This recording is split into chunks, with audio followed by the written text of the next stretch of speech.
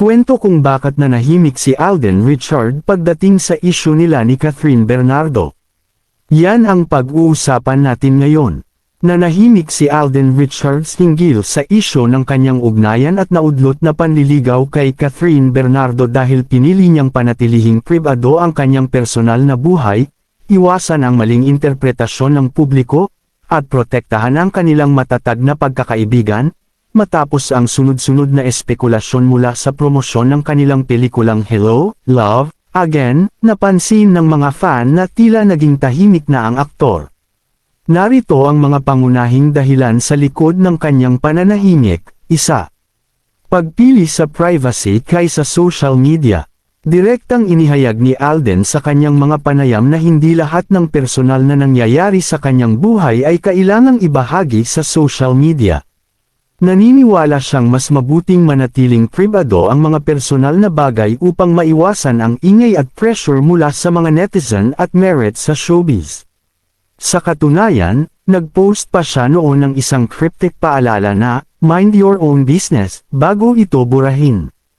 Tumpak ang iyong inilahad. Mismong si Alden Richards ang naglatag ng malinaw na hangganan sa pagitan ng kanyang trabaho at pribadong buhay, sa kanyang mga naging panayam, partikular na sa 24 na oras at sa kanyang feature sa Preview Magazine, paulit-ulit niyang idiniin ang katagang, "What you see is what you get," at "better be personal na lang."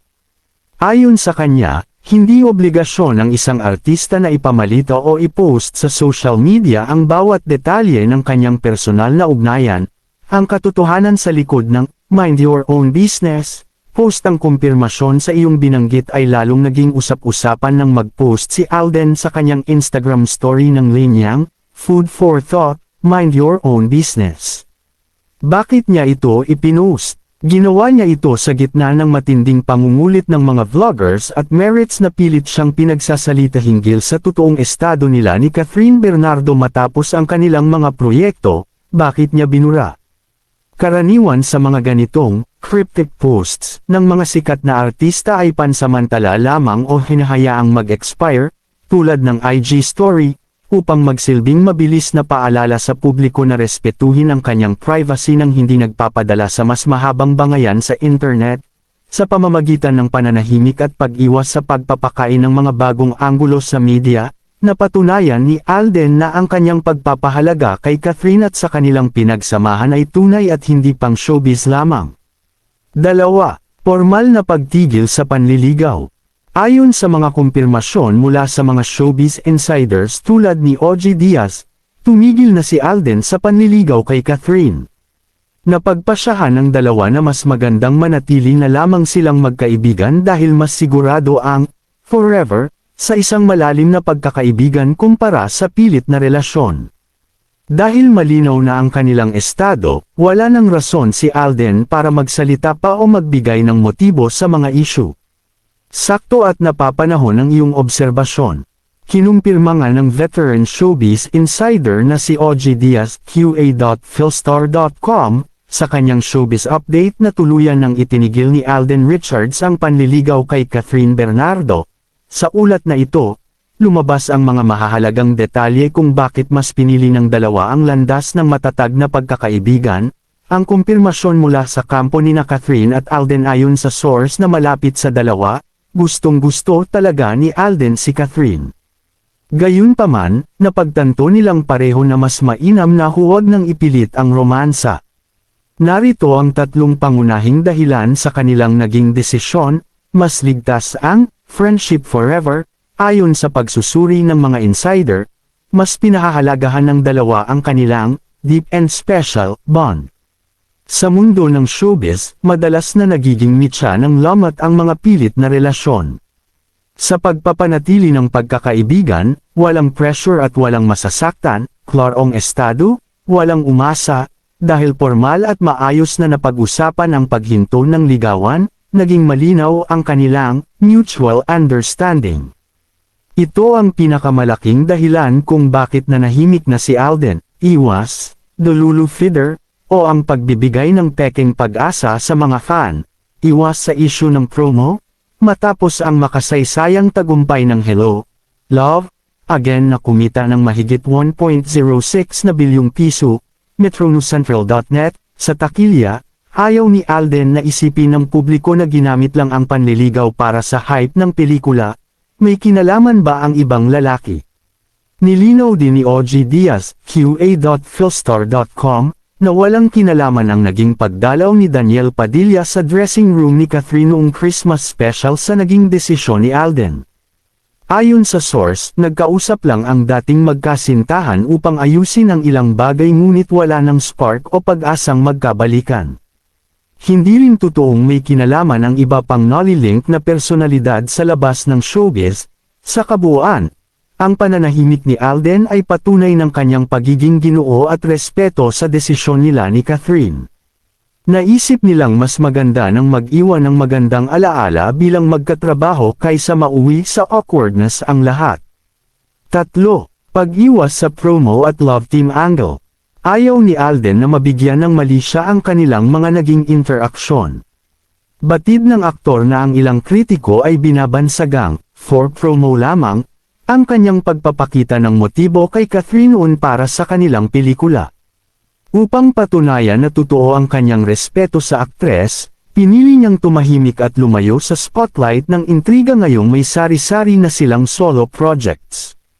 Eksakto ang iyong punto. Ang pagpili ni Alden Richards na tumahimik ay ang pinakamabisang paraan upang patahimikin ang mga kritiko na nag-akusa sa kanya na ginamit lamang niya ang panliligaw bilang isang marketing strategy, o promo tool para sa kanilang mga proyekto. Sa industriya ng showbiz, napakabilis lagyan ng mali siya ang bawat galaw ng mga artista, lalo na kapag may malaking pelikulang ipinapalabas. Narito ang mga dahilan kung bakit naging matalino at may respeto ang hakbang na ito ni Alden, pagbuwag sa for promo only, na akusasyon bago at habang may promo, todo ang suporta, dalo sa mga kaarawan, at pagiging sweet ng dalawa na nagdulot ng matinding kilig sa mga fan.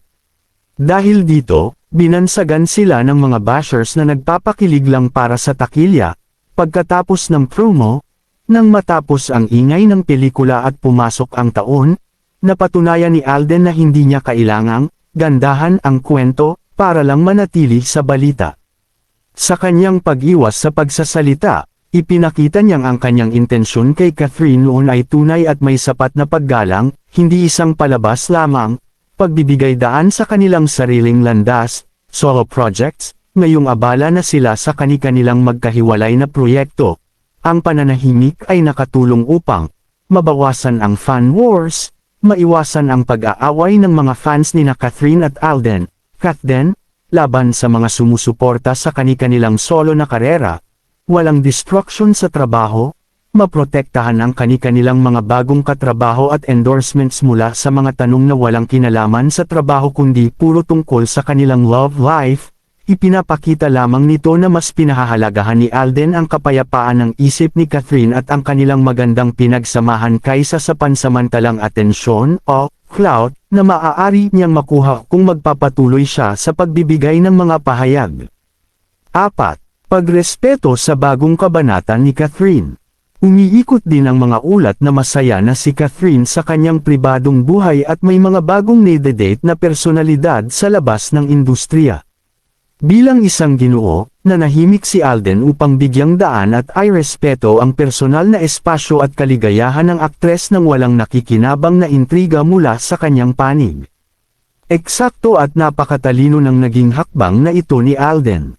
Ang pag-actress at pananahimik niya ay nagpapakita ng kanyang mataas na antas ng delikadesa at pagiging tunay na ginoo. Sa mundo ng showbiz, kapag ang isang aktres ay nagsisimula ng eye-link sa mga personalidad sa labas ng industriya, tulad ng mga non-showbiz businessmen o mga atleta, ang patuloy na pagkomento ng kanyang dating manliligaw o on-screen partner ay maaari lamang magdulot ng gulo.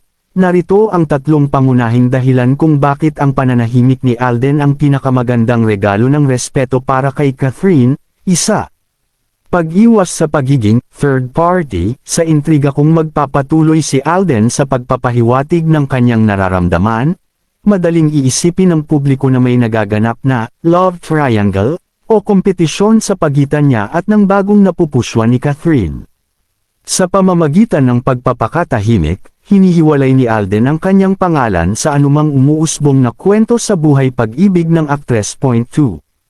Pagprotekta sa kapayapaan ni Catherine. Alam ni Alden na bawat salitang bitawan niya ay hihimayin ng mga netizen at gagamitin upang i-pressure si Catherine na magpaliwanag.